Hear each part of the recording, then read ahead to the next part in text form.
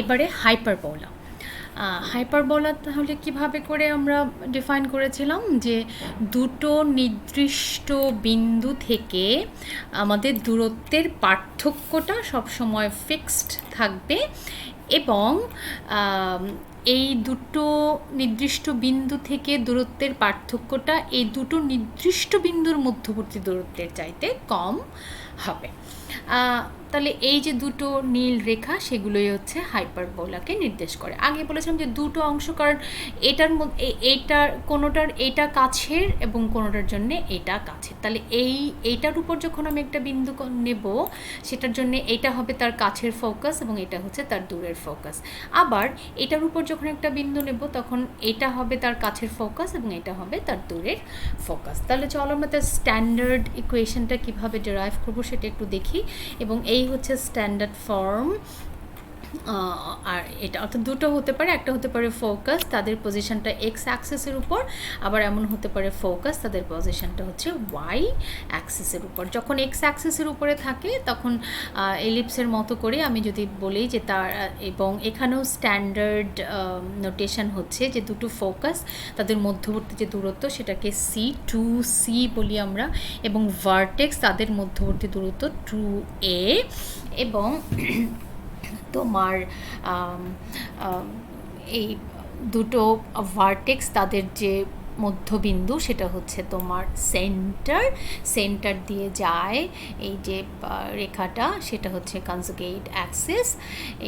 এবং এইভাবে আমি যদি তোমার ইকুয়েশনটা লিখি ডেফিনেশনটা ফলো করে, তাহলে যে স্ট্যান্ডার্ড ইকুয়েশনটা আমরা পাবো সেটা হলো তোমার equation, hyperbola, the standard equation of a hyperbola, which will be something like this. অর্থাৎ x square over a square minus y square over b square is equal to 1, y square over a square minus x square over b square is equal to 1. সেটা হবে যখন আমাদের ফোকাসগুলো হচ্ছে y অ্যাক্সিসের উপরে।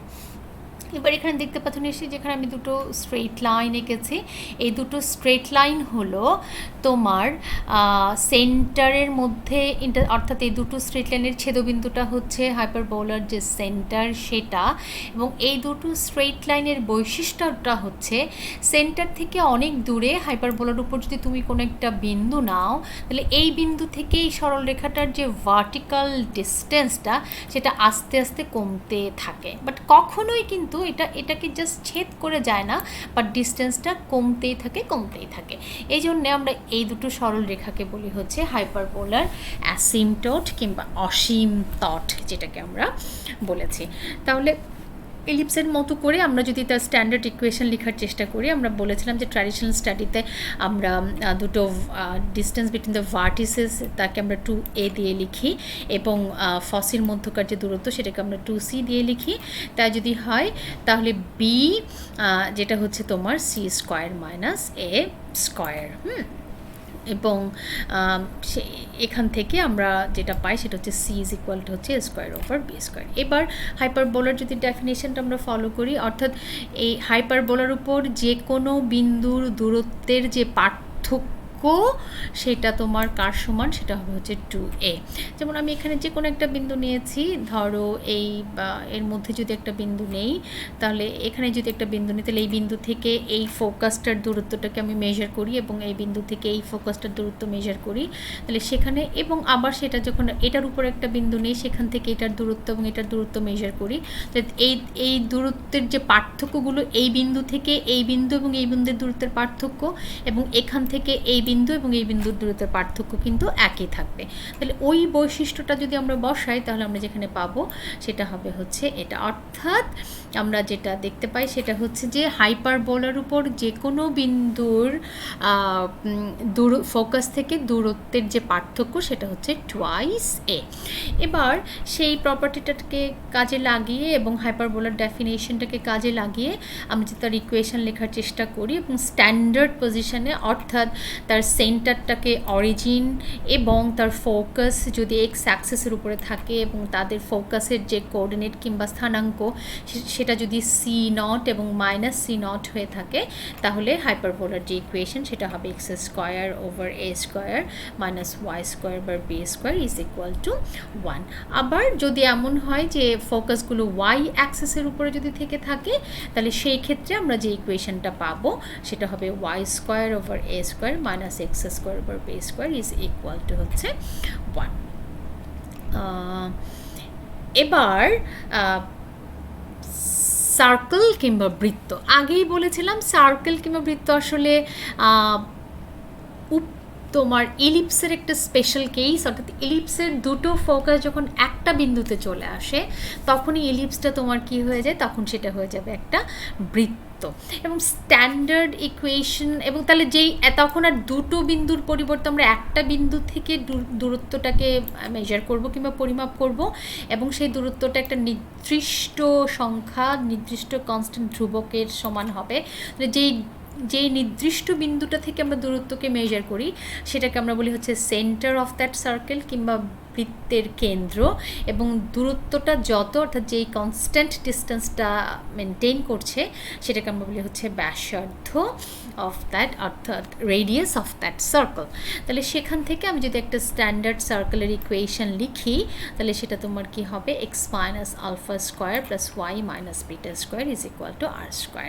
তোমরা elementary স্কুলে পড়েছো একটা সার্কেলের স্ট্যান্ডার্ড ইকুয়েশন, তাই না? আমরা centering at the point alpha beta with radius R, তাহলে সেই সার্কেলের ইকুয়েশন হবে X minus alpha square plus Y minus beta square is equal to. এখানে আমি খুব সংক্ষেপে জাস্ট চটচট করে কোনো প্রমাণ ছাড়া কিংবা ডিটেল ক্যালকুলেশন ছাড়া আমি কিছু পয়েন্ট লিখে দেওয়ার চেষ্টা করেছি।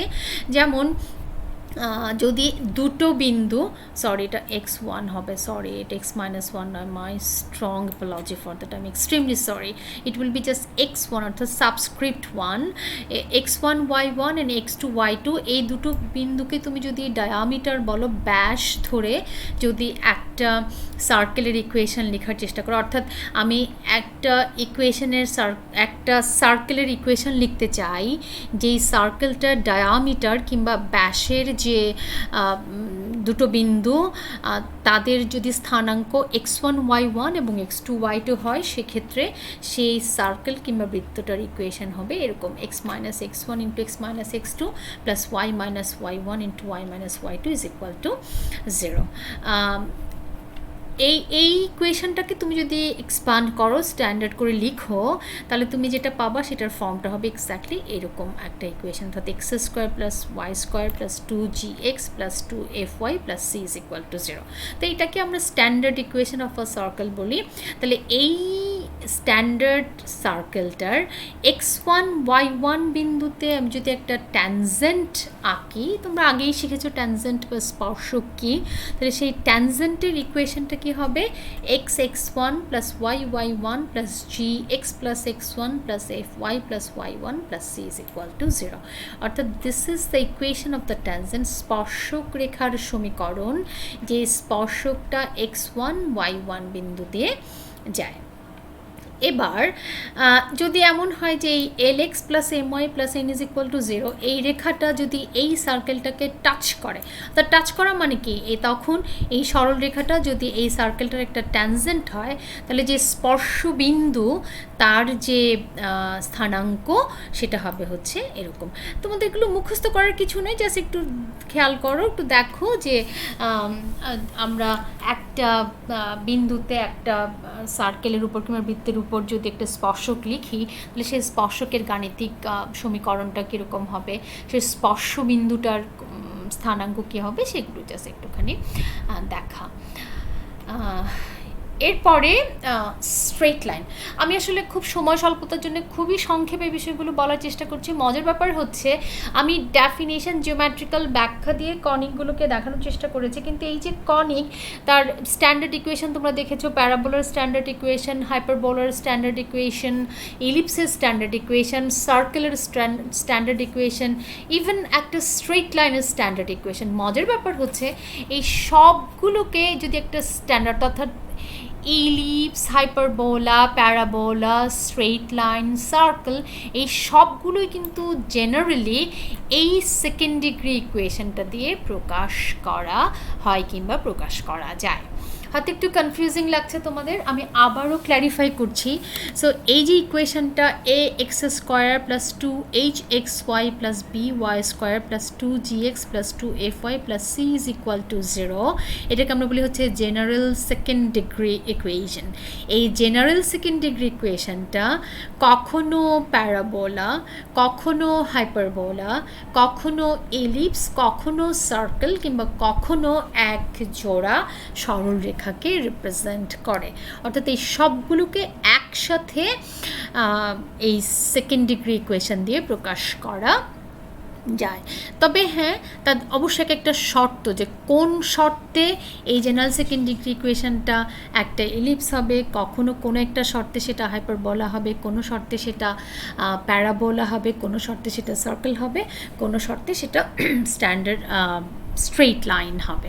তাহলে স্ট্রেইট লাইন কখন হবে? আমরা এর আগে একটু দেখেছি, আমরা যেহেতু প্যারাবোলা, হাইপারবোলা, ইলিপস এগুলোকে ডিটেলস দেখেছি, আমি জাস্ট সংক্ষেপে বলার চেষ্টা করছি যে এই সেকেন্ড ডিগ্রি ইকুয়েশনটা কখন সরল রেখাকে রিপ্রেজেন্ট করবে। তবে a pair of straight lines, অর্থাৎ এক জোড়া সরলরেখা, দেখো যে এটা একটা সেকেন্ড ডিগ্রি ইকুয়েশন। তোমাদের মনে আছে নিশ্চয়ই যে একটা স্ট্রেট লাইন কিংবা সরলরেখার ইকুয়েশন কিন্তু লিনিয়ার ইকুয়েশন। এখন যেহেতু এটা কোয়াড্রেটিক, তার মানে দুটো স্ট্রেট লাইনের সমন্বয় এখানটাতে ঘটেছে। অর্থাৎ সেকেন্ড ডিগ্রি ইকুয়েশনটা সবসময় যদি সেটা সরলরেখাকে রিপ্রেজেন্টই করে, তখন সেটা কি হয়, দুটো স্ট্রেট লাইনকে রিপ্রেজেন্ট করে। একদম ভিডিও শুরুতে দেখিয়েছেন যে কনিক, তার ডিজেনারেটিং কনিক, সেটা হতে পারে জাস্ট একটা বিন্দু, দুটো ইন্টারসেক্টিং সরলরেখা, কিংবা একটা সরলরেখা, অর্থাৎ দুটো ওভারল্যাপিং স্ট্রেট লাইন, অর্থাৎ একটার উপর একটা পুরোপুরি মিশে গেছে, এরকম হতে পারে। তাহলে একটার উপর একটা মিশে যাওয়া মানে কি, তাদের মধ্যবর্তী কোণ আসলে শূন্য হয়ে যাওয়া। যাই হোক, আমরা তাহলে দেখি যে এই সেকেন্ড ডিগ্রি ইকুয়েশনটা কখন কিংবা under which condition will represent a pair of straight line. দেখো আমরা এই একটা ডিটারমিনেন্ট ক্যালকুলেট করি। এই যদি হয় আমার standard second degree equation, general second degree equation, সেখান থেকে এই বলে রাখি A H B G F C এগুলো হচ্ছে কনস্ট্যান্ট ভ্যালু। তাহলে এই কনস্ট্যান্ট ভ্যালুগুলো বসে আমি দেখতে পাচ্ছি এখানে একটা 3/3 ডিটারমিনেন্ট আমি ক্যালকুলেট করছি। যদি এমন হয় একটা পার্টিকুলার সেকেন্ড ডিগ্রি ইকুয়েশনটার জন্য এই ডিটারমিনেন্টের মান, যেটাকে আমরা এই ডেল্টা দিয়ে ডিনোট করে থাকি, যদি এই ডিটারমিনেন্টটার মান 0 হয়, তুমি দেখবে এই ডিটারমিনেন্টটাকে যদি এক্সপান্ড করো, সেটা হবে এরকম a b c plus 2fgh minus a f square minus b g square minus c h square is equal to 0 যদি হয়, তাহলে এই জেনারেল সেকেন্ড ডিগ্রি ইকুয়েশনটা প্যারাবোলা, হাইপারবোলা, ইলিপস, সার্কেল কিচ্ছুকে রিপ্রেজেন্ট না করে ওরা রিপ্রেজেন্ট করবে হচ্ছে এক জোড়া সরল রেখাকে। এখন আগেই বলেছি, সেই এক জোড়া সরলরেখা এমন হতে পারে যে দুটো জাস্ট ইন্টারসেক্ট করতে পারে, আবার ইন্টারসেকশনটা এরকম হতে পারে যে একদম পারপেন্ডিকুলার করে, অর্থাৎ একটার উপর লম্ব হতে পারে। আবার এমন হতে পারে যে দুটো স্ট্রেট লাইন যেটা প্যারালাল, অর্থাৎ তাদের মধ্যে কোন মধ্যবর্তী অ্যাঙ্গেল যা 0 হতে পারে। তাহলে এবার আমরা দেখি যে প্রথমে দেখি যে দুটো, যদি একটা সেকেন্ড ডিগ্রি ইকুয়েশন এক জোড়া সরলরেখাকে রিপ্রেজেন্ট করে, এবং তাহলে সেই সরলরেখার মধ্যবর্তী, সরলরেখা দুটোর মধ্যবর্তী কোণ কত হবে। যদি তাদের মধ্যবর্তী কোণ ফি হয়, তাহলে আমরা বলছি tan phi that will be something like this, অর্থাৎ phi is equal to tan inverse of 2 square root of h square minus ab divided by a plus b।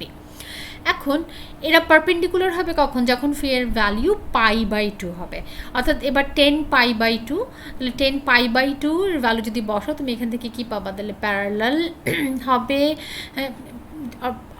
যখন π/2 বসাও, তাহলে সেটা কি হচ্ছে, a plus b is equal to 0, আর parallel তার মানে হচ্ছে ফি এর ভ্যালিউ 0, তো tan 0 বসাও, তখন তুমি যেটা পাবে সেটা হবে h square minus ab is equal to 0। অর্থাৎ এই সেকেন্ড ডিগ্রি ইকুয়েশনটা এই কন্ডিশনটা ফুলফিল করলে পরে সেটা এক জোড়া স্ট্রেট লাইনকে রিপ্রেজেন্ট করবে, এবং ওই যদি সেটা প্যারালাল কিংবা পারপেন্ডিকুলার কিছু না হয় অন্য যে কোনো অ্যাঙ্গেলে ইন্টারসেক্ট করে, তাহলে সেই অ্যাঙ্গেলটা মেজার করার ফর্মুলা হচ্ছে এটা। আর যদি সেটা পার্টিকুলার কেস অর্থাৎ স্পেশাল কেসে যদি এরা পারপেন্ডিকুলার হয় তাহলে শর্ত হচ্ছে H square minus A B sorry perpendicular হওয়া মানে হচ্ছে a plus B is equal to 0 হওয়া, এবং প্যারালাল হবে যখন H square minus A B is equal to 0 হবে।